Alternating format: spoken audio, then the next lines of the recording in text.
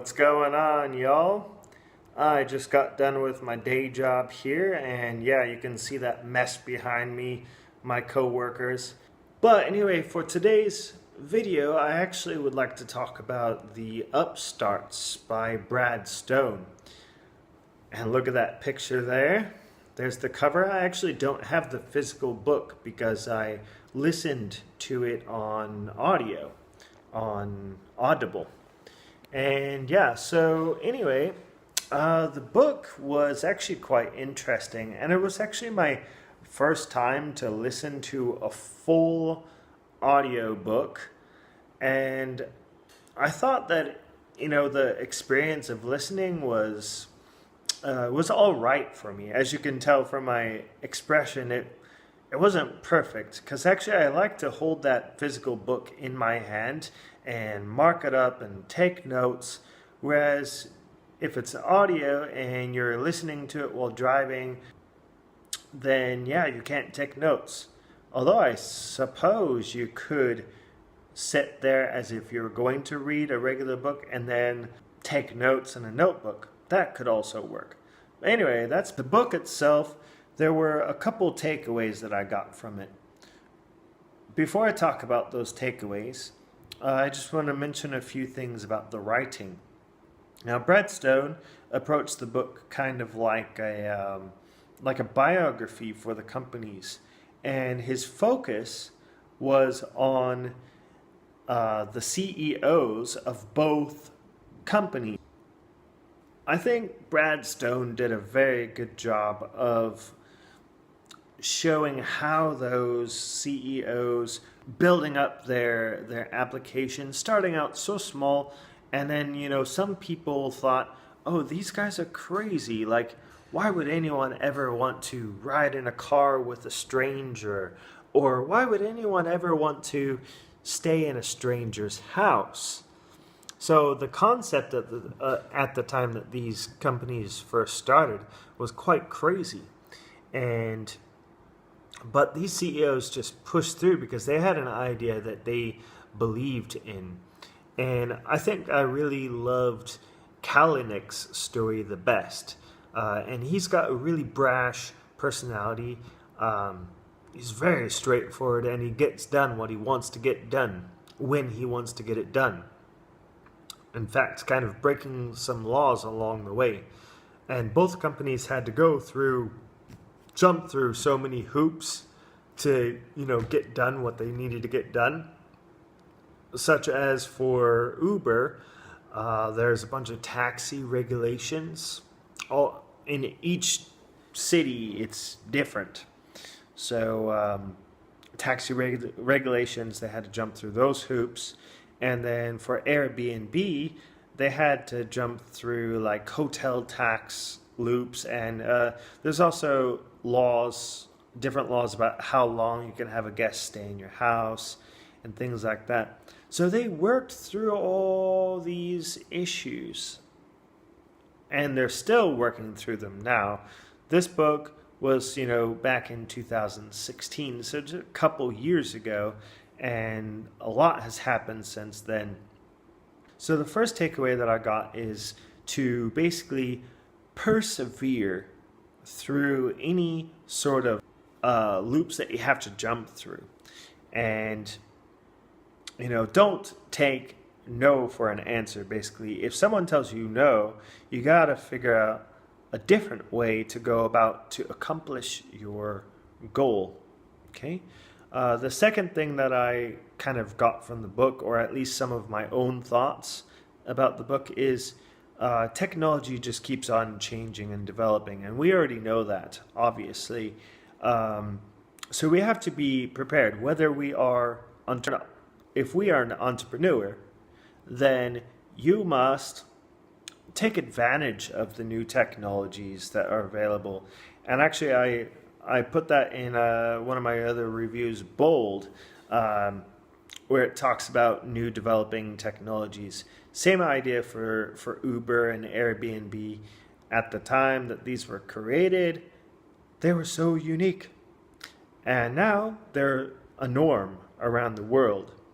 So yeah, take those technologies and use those to your advantage. Okay, think about a problem that needs to be solved and go out and figure out a solution to solve that problem. Or second one would be if you're not an entrepreneur and you're just an employee somewhere, not that it's a bad thing, because everybody needs a job, right? Hey, look at me right now. I'm at my office, right? But eventually, I'm not going to be in this office anymore. Well, like I mentioned in number 2, to where I can build upon something. I can solve a problem that needs to be solved and get out of this office, right? If you're a worker, you need to be watching out for this type of stuff too.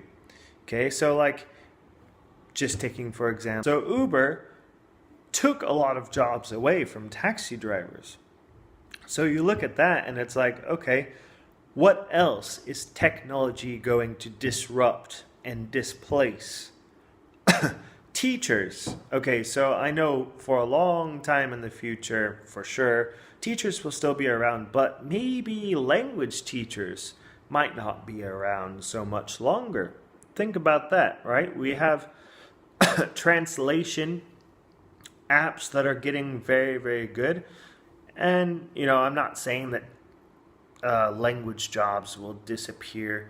Of course, I think there will still be, but maybe a bit less. Okay, so you got to think of those types of things in any type of field that you're in. I think you should definitely read the book. I'll put the links in the description below for buying the book if you want to buy it from Amazon, and also that supports me a bit if you buy the book through Amazon. Go to my blog.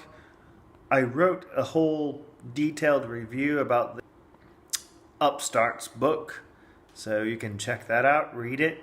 I also included a few YouTube videos where it shows a few issues such as the automated car crash last month in March. Actually, it wasn't a car crash. The automated Uber car ran into a pedestrian and killed the pedestrian. Now, personally, okay, you guys might disagree with me about this.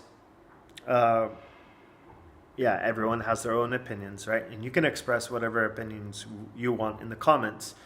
But I personally don't think that it was the automated Uber car's fault, if you want to say it like that. There was also the passenger, which Uber calls safety drivers, which was kind of looking down at her phone, and she wasn't really paying attention to the road because, well, yeah, she wasn't driving. But it's very late at night. I don't know exactly what time, but it's very, very dark. And this pedestrian just all of a sudden, boom, right out in front of the car. Now, even if it were a human driver, it is still definitely possible that this person would have been killed. Dark, and the person just jumps right out. So, yeah, sorry to say to the victims, the family of the victim. But yeah, I mean, I think it was the pedestrian's fault, partly. Yeah, sorry to say.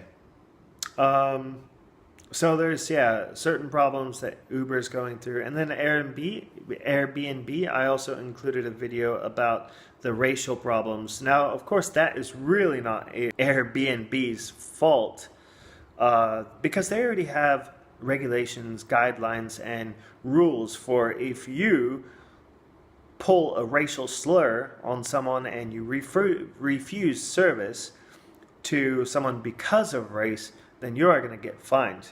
And that's what happened.